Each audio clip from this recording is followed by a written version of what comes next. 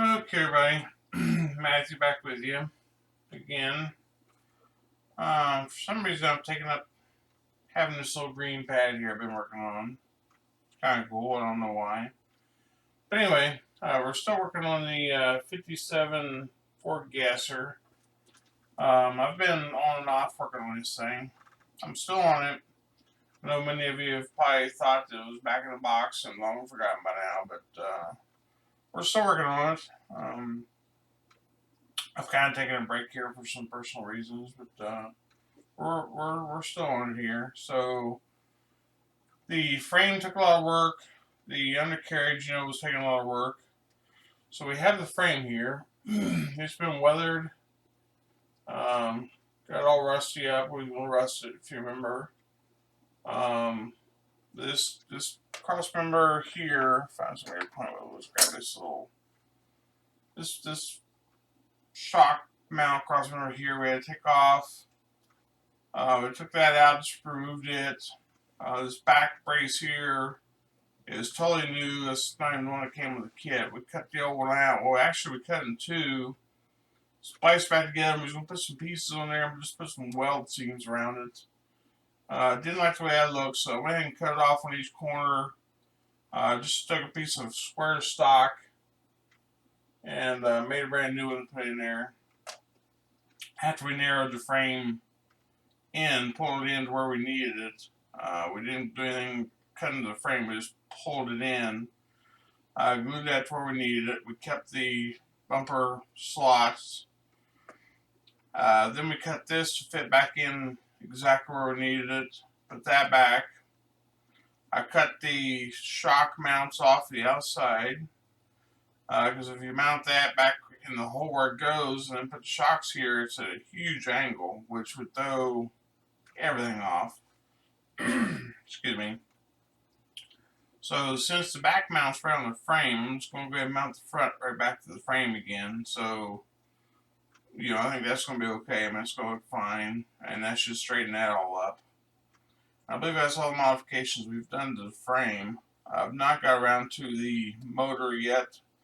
So I'm not sure what or if any modifications we'll have to make to this area. I've not dug the frame or the motor out yet. It's still back on one of the totes. So I need to do that before too long. And then we've been back on the chassis, or the underpan here. And you can see I used the Vallejo model color acrylic paints on all this. I went through the entire weather set. I think it's like an 7 or 8 color, 6 color set, something like that. I don't remember. Of various weathering colors, just hit or miss colors here, there, and under, and then you go over that with a chipping medium, then put your color on.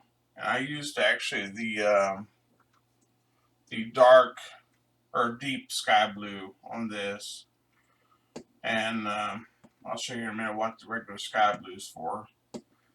And you can see we have our weld seams back, which look really decent, I think. We set our tubs in. These tubs need repainted again to make them look metal again.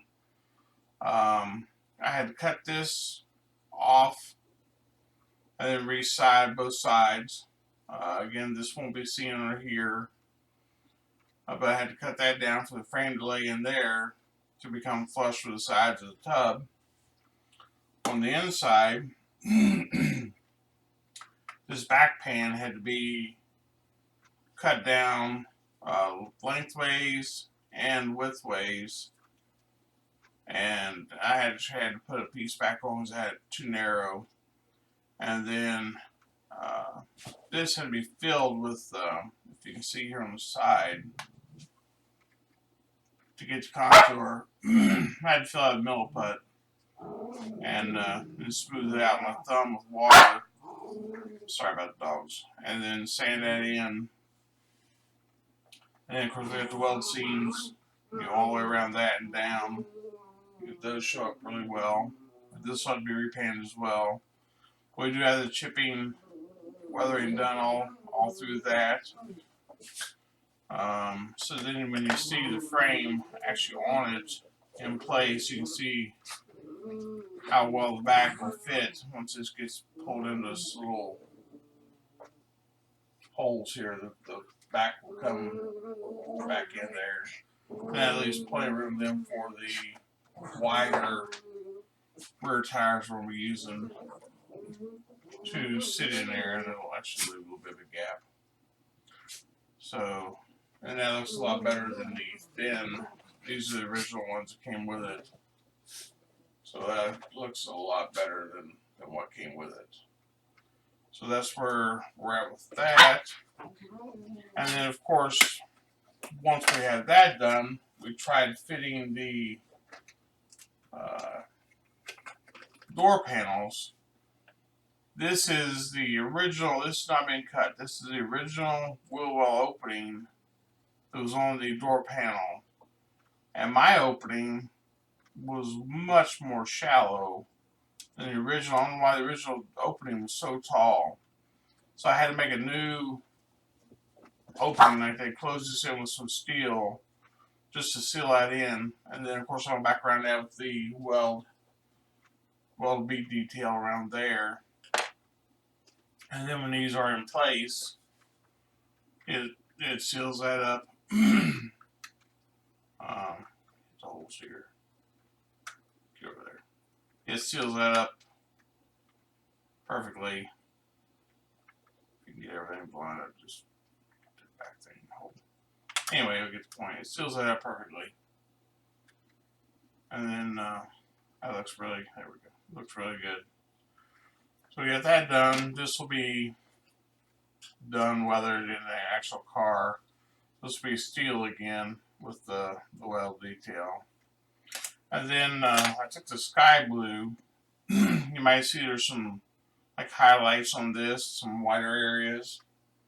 I don't know if you can see that. And whenever that was sky blue, like this had been faded a little bit. And actually done some back here as well. So I'm going to do the car in the deep sky blue and then do my highlights with the regular sky blue. You see the difference in the color. So like on the car, all my top of my fenders, you know, some of the other areas will be done with the regular sky blue to give it the faded look.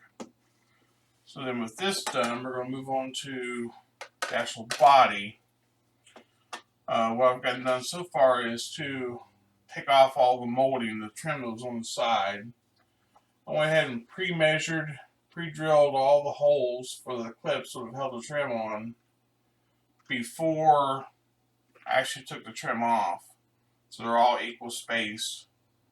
And then sanded the trim off. I got a couple holes here that are there, but they're still full of sanding dust. So I've taken those all off.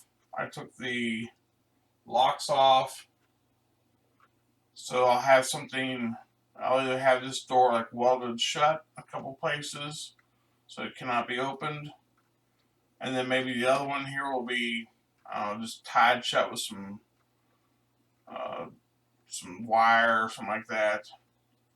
This side's in the process of being, you see it still has some of the trim on it. I'm sorry for the, there we go, sorry for the glare. The holes are all drilled, but I've only got it sanded up so far. And then, turn around here. You can see the fuel tank cover's been cut out. So we're going to have that removed. We're going to have a plate built back here. We're going to have the actual fuel hole with the little flapper hopefully in it. Maybe, well, we won't have to have a flapper. We'll have like a rag, maybe a rag hanging out. This will be something, and the motor will be pristine. This will be something they went later on in life, maybe even 70s, pulled back out of a junkyard. So it's a brand new, fresh motor in. The motor will be a newer model than the car. And just throw the new motor in. You know, took it the way it was. They're going to start racing. Back window's going to be broke out. It'll be all shattered. Maybe one of the side windows is going to be missing.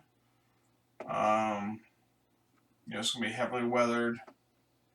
So we'll see how this gets along. And what we can do with it. It's still just a work in progress.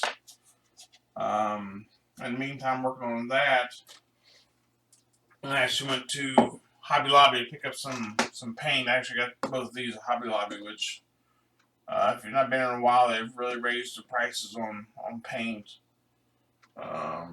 They were a couple bucks now, they're $5 a bottle. This one's $4. I don't know why the difference. 4 to 5. I don't know the difference, but I ordered the rest of them online. Got it for like $2.10 a bottle. So, sure you can use your 40% off coupon, but if you need 15 bottles or whatever, like I got, that's a lot of trips to Hobby Lobby. But anyway, while I was there, I picked up this little airplane. This little jobber here. It was cheap enough. But when I opened one of the boxes that were already pre-opened and seeing all the detail, you can see all the details on this little thing. I was like, I gotta have that. And so I'll be working on this, but it will not be on my channel. I'll be working on it just on the side for myself. Because if you can see on the name, that's what my channel's about. But later on in life here, I'm going to start building some military, maybe some planes, stuff like that. But I have a separate channel for that. I'm not going to have that stuff on this channel. But I will be practicing with that stuff and then start another channel. I had a channel before and I just closed it. I want to make sure I get decent enough before I open a channel because I don't want to be trying to show people, how to fail. But that's where I'm at now, guys. And as I get some more progress done, I will show where I'm at. And stay tuned. And thanks for watching. And we'll talk to you later. So bye-bye for now.